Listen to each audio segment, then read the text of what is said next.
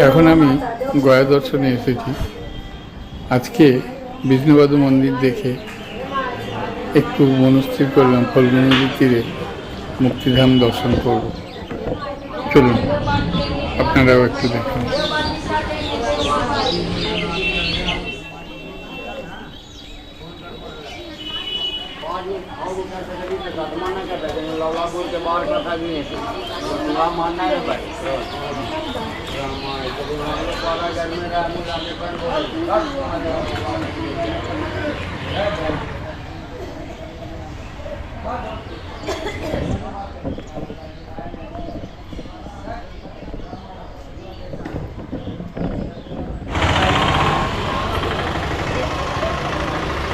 মোক্ষধাম দ্বার মানে হলো এইটা শ্মশান ঘাট, এইখানে হয় জীবনের অন্তিম পরিণতির এখানে বিকাশ দর্শন। আমাদের এত কিছু লড়াই, এত কিছু সব কিছুর শেষ কিন্তু এইখানে।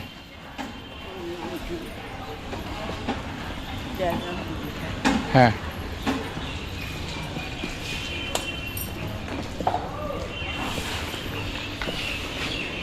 মুক্তিধাম গয়াজি।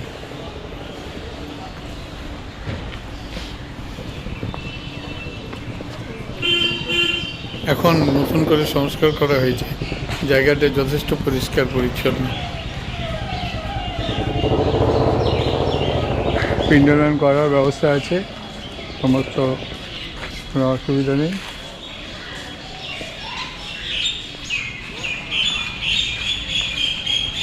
লাগছে এখন ইলেকট্রিক প্ল্যান্ট হয়ে গেছে এখানে, ইলেকট্রিক।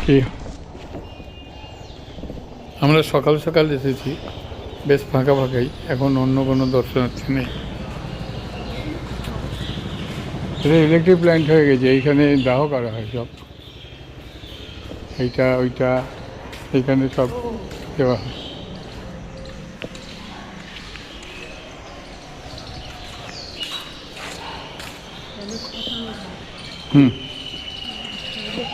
এটা হলো ফল্গু নদী।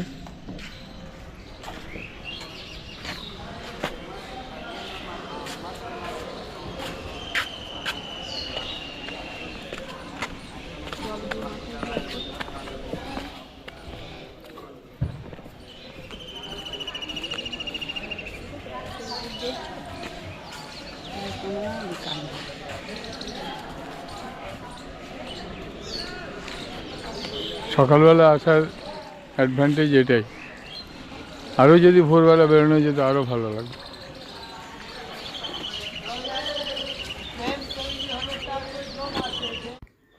ফল্গু মানেই অন্তঃসলীলা, তবে এখন আর অন্তঃসলীলা নেই। বিজ্ঞানের কল্যাণে এখন এখানে টলটলে জল, ফল্গু নদীর উপরে বাঁধ দেওয়া হয়েছে। তবে এই অন্তঃসলীলা ফল্গু নদীর সঙ্গে একটা পৌরাণিক কাহিনী জড়িত। রাম, সীতা, দশরথের মৃত্যুর পরে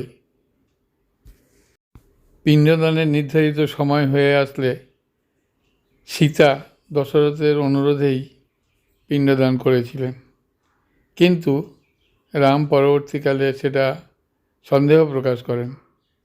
সীতা তখন সাক্ষী রেখেছিলেন এই ফল্গু নদীকে, কিন্তু ঘটনাক্রমে ফল্গু নদীও নাকি সেই সময় সেই সত্যি কতটুকু বলতে পারেননি যে হ্যাঁ, সীতা দেবী মহারাজ দশরথের পিণ্ডদান করেছেন আত্মার শান্তির জন্য, যেহেতু সময় উত্তীর্ণ হচ্ছিল।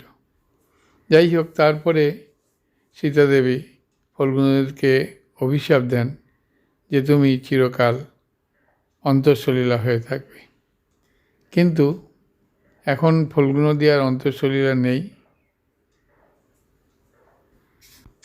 পৌরাণিক কাহিনী হয়েই থাকবে।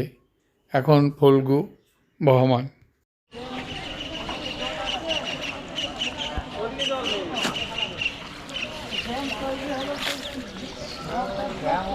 সূর্যের আলো এখনও বেশ মিষ্টি লাগছে।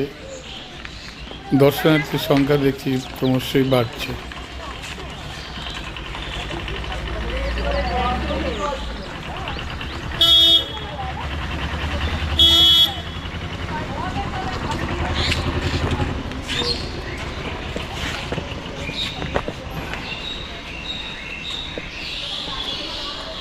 जय महाकाल।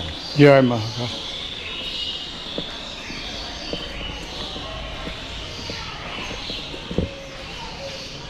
जीवन का अंतिम स्थल है ना, एक दिन सबको जाना ही पड़ेगा। जय महाकाल।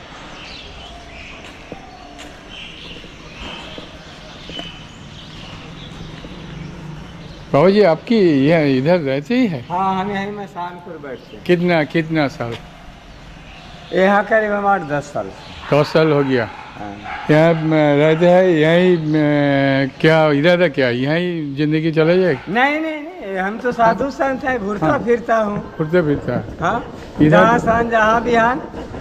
अब छोटे उम्र का कोई बात याद है? नहीं, कुछ नहीं। कुछ नहीं याद है? कुछ नहीं, अब क्या ये इरादा क्या? बस भगवान राम भगवान के पास जाना। जाना राम। अब सब तरह से खुशी सुखी है ना? सुखी है।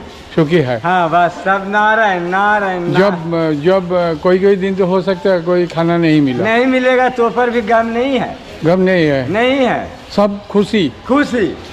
जय राम। जय राम। जय राम। जय राम। अब ऐसा ही रहिए, हम कभी फिर आएंगे तो आपके साथ मिल जाएगा, मुलाकात होगा फिर। एकदम होगा। जय राम। जय महाकाल। दानी कुछ बाबा के दान दे ले जाओ दानी। अच्छा, बाबा के कुछ। वो बाबा के उसके पास कुछ नहीं है। यहाँ है ना बाबा? नहीं, मैं बाबा नहीं, बाबा आप लोग होते हैं इंडिया, क्योंकि चलो। आप राम को देख रहे हैं। देख रहे हैं, हाँ। इसलिए बाबा आप हो हमने गए। 3 दिन 4 दिन हम मीडिया को कैद में रहना चाहता हूँ। 21 दिन 21 रात मैं नहीं भोजन करूँगा।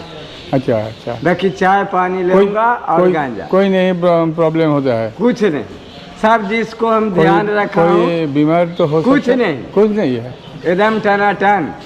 बस ठीक है। बाबा जी प्रणाम। प्रणाम। इसका कृपा। क्या कृपा, हम सोचिए। ठीक है।